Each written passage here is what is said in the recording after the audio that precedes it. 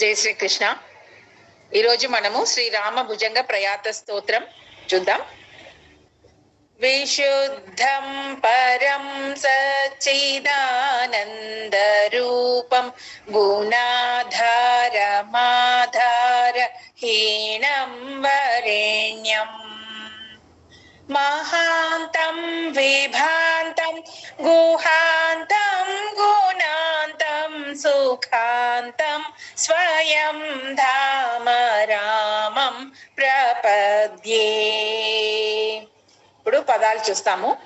విశుద్ధం పరం సచ్చిదానంద రూపం గుణాధార మాధార హీనం వరేణ్యం మహాంతం విభాంతం గుహాంతం గుణాంతం సుఖాంతం స్వయం ధామ రామం ప్రపద్యే. విశుద్ధం పరం సచ్చిదానంద రూపం విశుద్ధం పరం సచ్చిదానంద రూపం విశుద్ధం పరం సచ్చిదానంద రూపం విశుద్ధం పరం సచ్చిదానంద రూపం గుణాధారమాధార హీనం వరేణ్యం గుణాధారమాధారహీనం వరేణ్యం గుణాధారమాధార హీనం వరేణ్యం గుణాధారమాధారహీనం వరేణ్యం మహాంతం విభాంతం గుహాంతం గుణాంతం మహాంతం విభాంతం గుహాంతం గుణాంతం మహాంతం విభాంతం గుహాంతం గుణాంతం మహాంతం విభాంతం గుహాంతం గుణాంతం సుఖాంతం స్వయం ధామ రామం ప్రపద్యే. సుఖాంతం స్వయం ధామ రామం ప్రపద్యే. సుఖాంతం స్వయం ధామ రామం ప్రపద్యే. సుఖాంతం స్వయం ధామ రామం ప్రపద్యే. విశుద్ధం పరం సచ్చిదానంద రూపం గుణాధారమాధార హీనం వరేణ్యం మహాంతం విభాంతం గుహాంతం గుణాంతం సుఖాంతం స్వయం ధామ రామం ప్రపద్యే. ఇప్పుడు శ్లోకం నంబర్ 2 చూస్తాము. శివం నిత్యమేకం విభుం తారకాఖ్యం సుఖాకారమాకార శూన్యం సుమాన్యం మహేశం కలేశం సురేశం పరేశం నరేశం నిరీశం మహేశం ప్రపద్యే. పదాలు చూస్తాము. శివం నిత్యమేకం విభుం తారకాఖ్యం సుఖాకార మాకార శూన్యం సుమాన్యం మహేశం కలేశం సురేశం పరేశం నరేశం నిరీశం మహీశం ప్రపద్యే. శివం నిత్యమేకం విభుం తారకాఖ్యం శివం నిత్యమేకం విభుం తారకాఖ్యం శివం నిత్యమేకం విభుం తారకాఖ్యం शिवं नित्यमेकं विभुं तारकाख्यम् सुखाकारमाकारशून्यं सुमान्यम् सुखाकारमाकारशून्यं सुमान्यम् सुखाकारमाकारशून्यं सुमान्यम् सुखाकारमाकारशून्यं सुमान्यम् महेशं कलेशं सुरेशं परेशं महेशं कलेशं सुरेशं परेशं महेशं कलेशं सुरेशं परेशं महेशं कलेशं सुरेशं परेशं नरेशं निरीशं महेशं प्रपद्ये नरेशं निरीशं महेशं प्रपद्ये नरेशं निरीशं महेशं प्रपद्ये नरेशं निरीशं महेशं प्रपद्ये शिवं नित्यमेकं विभुं तारकाख्यं सुखाकारमाकार शून्यं सुमान्यम् महेशं कलेशं सुरेशं परेशं नरेशं निरीशं महेशं प्रपद्ये. ఇప్పుడు మనం శ్లోకం నంబర్ 3 చూస్తాము. యదా వర్ణయత్కర్ణమూలేంతకాలే శివో రామ రామేతి రామేతి కాశ్యాన్ తదేకం పరం తారక బ్రహ్మరూపం భజేహం భజేహం భజేహం భజేహం. పదాలు చూస్తాము. యదా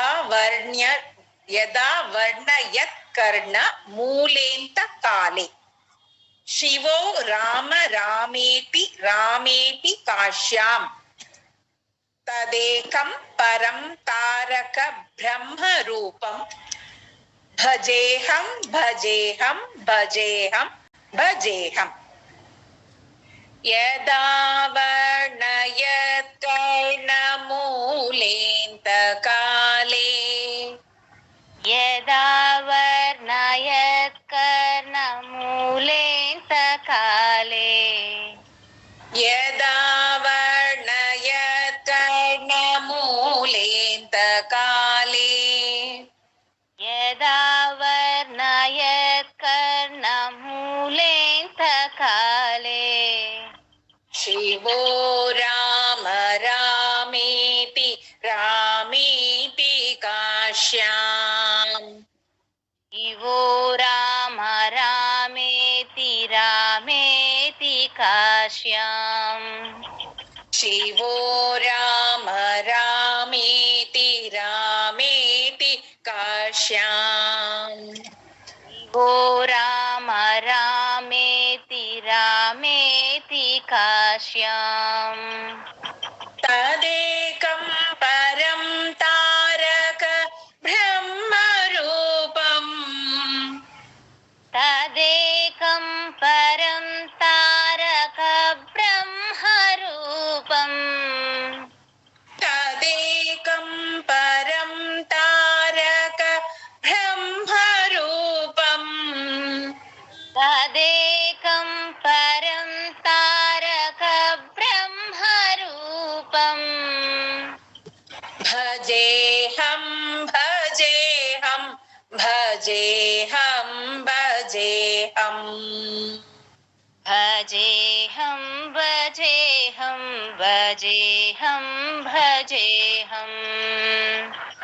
भजेऽहं भजेऽहं भजेऽहं भजेऽहं भजेऽहं भजेऽहं भजेऽहं भजेऽहं यदा वर्णयत्कर्णमूलेऽन्तकाले शिवो राम रामेति रामेति काश्याम् तदेकं परं तारक ब्रह्मरूपं भजेऽहं भजेऽहं भजेऽहं భజేహం. ఇప్పుడు శ్లోకం నంబర్ 4 చూస్తాము.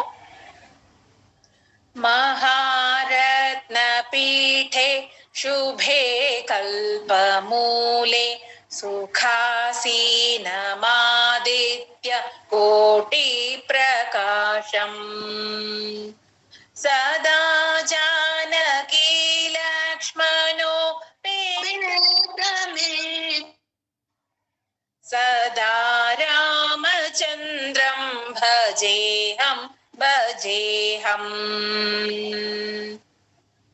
మహారత్నపీఠే శుభే కల్పమూలే సుఖాసీనమాదిత్య కోటి ప్రకాశం సదా జానకీ లక్ష్మణోపేతమేకం సదా రామచంద్రం భజేహం భజేహం.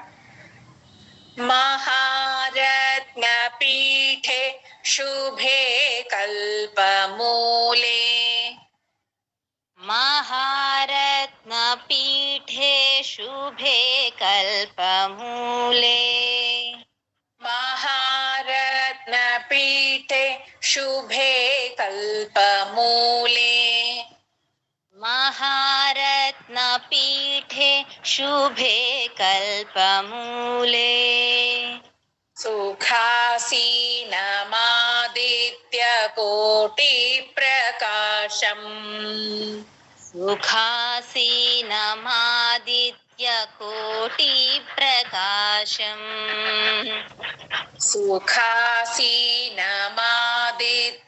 కోటి ప్రకాశం सुखासीनमादित्य कोटि प्रकाशम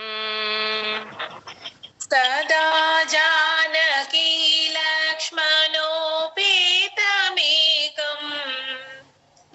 तदा जानकी लक्ष्मणोपेतमेकम् సదా జానకీ లక్ష్మణోపేతమేకం तदा जानकी लक्ष्मणोपेतमेकम् సదా రామచంద్రం భజేహం భజేహం. तदा रामचन्द्रं भजेऽहं भजेऽहं तदा रामचन्द्रं भजेऽहं भजेऽहं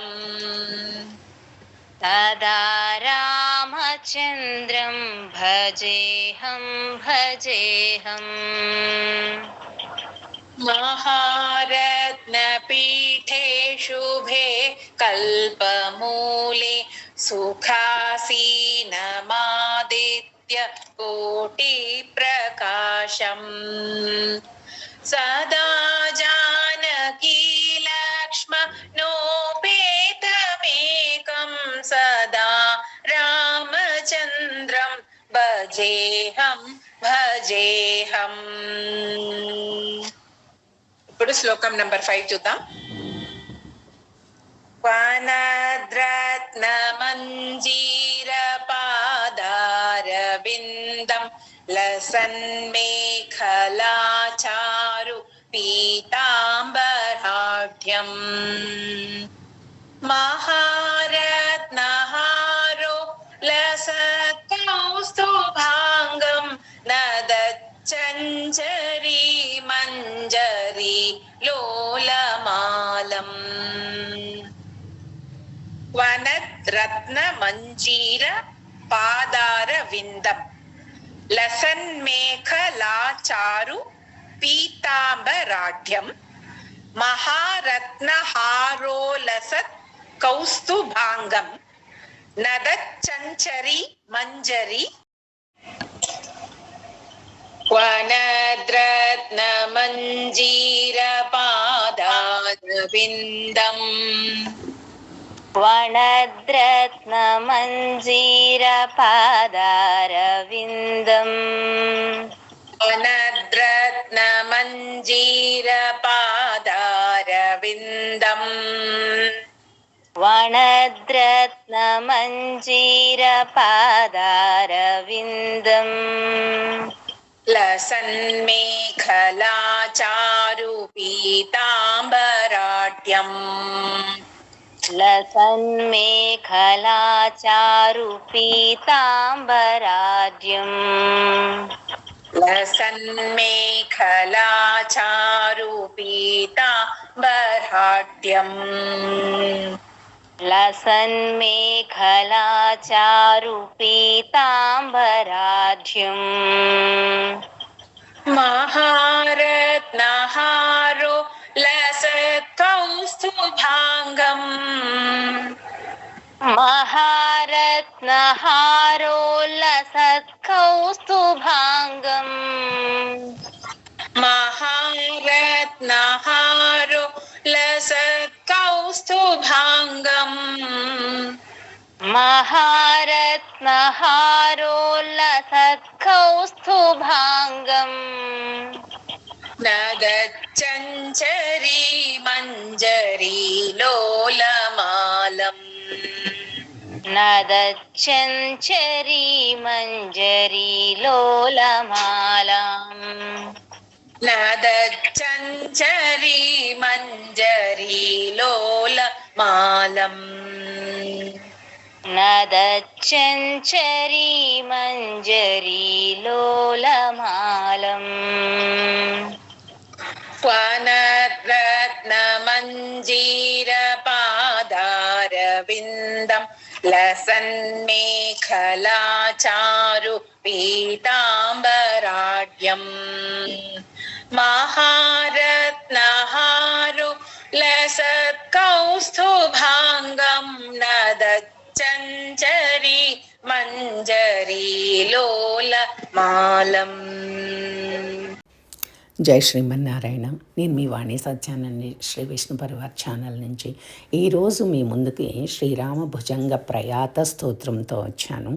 ఇది కనుక మీకు నచ్చినట్లయితే తప్పకుండా లైక్ చేయండి అమ్మా. లైక్ చేస్తే కనుక మీలాంటి టేస్ట్ ఉన్న వాళ్ళకి ఇంకా 10 మందికి ఇది రీచ్ అవుతుంది. అలాగే షేర్ చేయండి, సబ్స్క్రైబ్ చేయండి. నన్ను ఎంతో ప్రోత్సహిస్తున్నందుకు మీ అందరికీ ఎంతో ధన్యవాదాలండి. ఉంటాను మరి, మీ వాణి.